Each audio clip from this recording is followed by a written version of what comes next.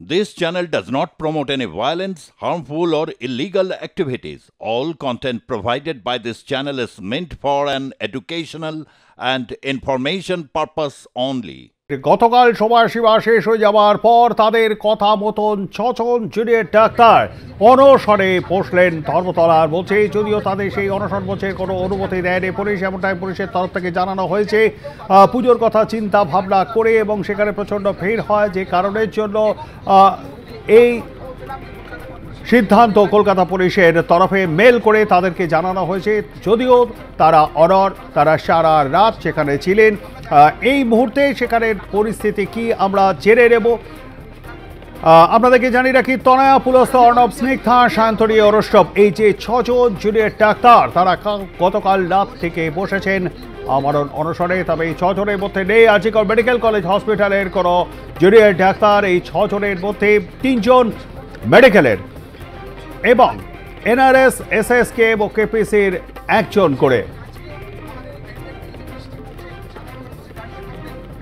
এবং গতকাল সাংবাদিক সম্মেলনে এই জুনিয়র ডাক্তারদের মধ্যে যে ৬ জন বসেছেন অনশনে তাদের মধ্যে রয়েছেন অরষ্টব মুখোপাধ্যায়। তিনি কি বলেছেন আমরা সেটা একবার শুনবো। ডাক্তারদের এবং পুলিশ সুরক্ষা হাসপাতালে সুনিশ্চিত করার জন্য যে স্বাস্থ্য পরিকাঠামোর দরকার, যে জনস্বাস্থ্যের প্রশ্ন এখানে সামনে এগিয়ে আছে, সেই প্রশ্নগুলির কিছু ফান্ডামেন্টাল দাবি নিয়ে, কিছু মৌলিক দাবি নিয়ে আমরা আজ এতদিন আন্দোলনে আছি। এবং সর্বোপরি এবং সবার ওপরে অভয়ার ন্যায় বিচার, সবকটি আজকে আমাদের কাছে অধরা। যখন সিবিআই এর কাছে এই ঘটনার তদন্ত করে দেওয়া হয়েছিল, তারপর থেকে আমরা বারবার জানিয়েছি যে সিবিআই এর তদন্ত প্রক্রিয়ার প্রতি আমাদের আস্থা আছে। আজকে আমরা দর্শহীন ভাষায় জানিয়ে দিতে চাই যে সিবিআই এর এই তদন্ত প্রক্রিয়ার উপর আমাদের সম্পূর্ণ অনাস্থা আছে। যখন তারা লোয়ার কোর্টে, যেখানে অভয়ার ন্যায় বিচারের যে আলোচনা চলছে, সেখানে সিবিআই প্রতি পদে যে ঘটনাগুলি ঘটিয়ে চলেছে, তাতে আমাদের কাছে বেশ কিছু প্রশ্ন উঠে আসছে যে তদন্ত ঠিক কোন গতি প্রকৃতিতে চলছে। এই জায়গায় দাঁড়িয়ে আমরা রাজ্য সরকারের কাছে আমাদের যে দাবিগুলি সেগুলি সামনে রেখে গতকাল এখানে জমায়েত করি। সেই জমায়েতের আগে আপনারা সবাই জানেন যে আমাদের জুনিয়র ডাক্তারদের উপর মারধর করা হয়, আমাদের এই মঞ্চ মানতে দেওয়া হয়নি। এখন অব্দি আমাদের কাছে কন্টিনিউয়াস থ্রেট আসছে যে আমরা এখানে বসতে পারবো না। যে থ্রেট কালচারের বিরোধিতায় আমরা রাস্তায় নেমে এসেছি, রাস্তায় নেমে সেই থ্রেট কালচারই আমাদেরকে কন্টিনিউয়াস ফেস করতে হচ্ছে। আমরা প্রতিনিয়ত তার সাথে লড়াই করে এগিয়ে যাচ্ছি। 1 ঘন্টা সময় দিয়েছিলাম এবং বলেছিলাম সুনিশ্চিত করতে যে আমাদের দাবিগুলি যেন মানা হয়। রাজ্যের সমস্ত সাধারণ মানুষ যে আশায় বুক বেঁধেছেন, তারা আবার নতুন করে জানতে চাইছেন যে তারা নিশ্চিন্তে থাকতে পারবেন, শান্তিতে রাস্তায় বেরোতে পারবেন, সেই দাবিগুলিকে মান্যতা দিতে বলেছিলাম। যথারীতি 24 ঘন্টা পর আমরা দেখলাম কি পেলাম। আমরা তাদের কাছ থেকে পেলাম খালি থ্রেট, যেন এই অবস্থান যেন আমরা সরিয়ে নিই। আমরা যেন কারোর মনের মধ্যে যেন প্রতিবাদের আগুন না জ্বলে, সবাইকে প্রতিবাদের আগুন থামিয়ে দিয়ে উৎসবে ফিরতে বলা হোক। উৎসবে মানুষ ফিরুক, আমরা চাই মানুষ উৎসবে ফিরুক, উৎসবকে পাশে নিয়েই মানুষ থাকুক। কিন্তু তাদের মধ্যে প্রতিবাদের আগুন, শোকের আগুন ধরে মনের কাছে আমরা যে অঙ্গীকার করেছি যে কোনোদিন কোনো অবহেলা হতে দেব না। চলেন অরষ্টব মজুমদার থেকে কি বলেছে।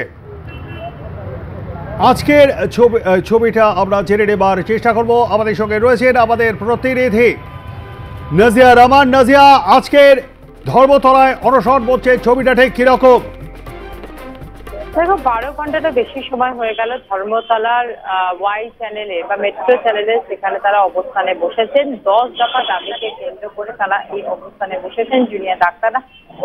এবং যারা অনশনে করছেন তারা হচ্ছেন doctor Pulasta Acharya, doctor Snigdha Hazra, doctor Arnab Mukhopadhyay, doctor Sayantani Ghosh Hazra, doctor Anushtup Mukherjee এবং ডক্টর তনয়া পাঁজা।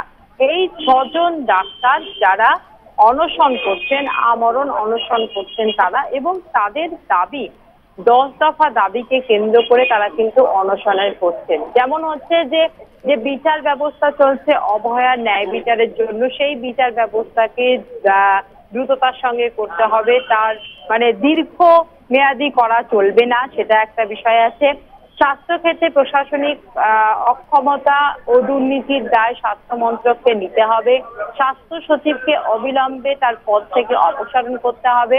অবিলম্বে রাজ্যের সমস্ত মেডিকেল কলেজ ও হাসপাতালে কেন্দ্রীয় ফেডারেল ব্যবস্থা করতে হবে।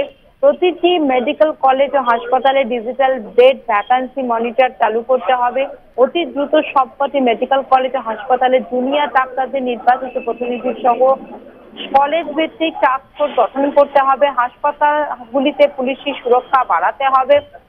হাসপাতালে ডাক্তার, নার্স, স্বাস্থ্যকর্মীদের যে শূন্যস্থান সেগুলো পূরণ করতে হবে। এই সমস্ত থ্রেড কালচার বন্ধ করতে হবে।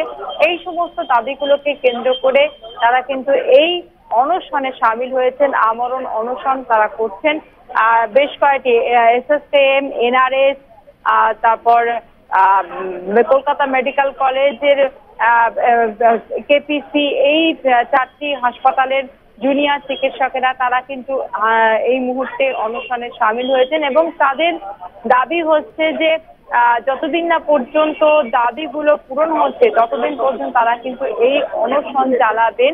এবং তাদের এটিও বক্তব্য যে এই অবস্থান মঞ্চে তাদের পুলিশ তাদেরকে অবস্থান করতে বাধা দিয়েছেন। প্রথমে বায়ো টয়লেট নিয়ে তাদের সমস্যা, এখনো পর্যন্ত তারা বায়ো টয়লেট পাননি। তারা পুলিশের কাছে মেল পাঠিয়েছেন যাতে একটা পুরুষ এবং মহিলাদের জন্য আলাদা আলাদা বায়ো টয়লেট দেওয়া হয়। এবং আমরা জানি যে আরজি করের ঘটনাকে কেন্দ্র করে বেশ কিছুদিন ধরেই কিন্তু এই আন্দোলন চলছে এবং 9 আগস্টের পর থেকে এই আন্দোলন শুরু হয়েছে এবং অভয়ার বিচার, তার বিচার চেয়েই কিন্তু এই আন্দোলন শুরু হয়েছিল।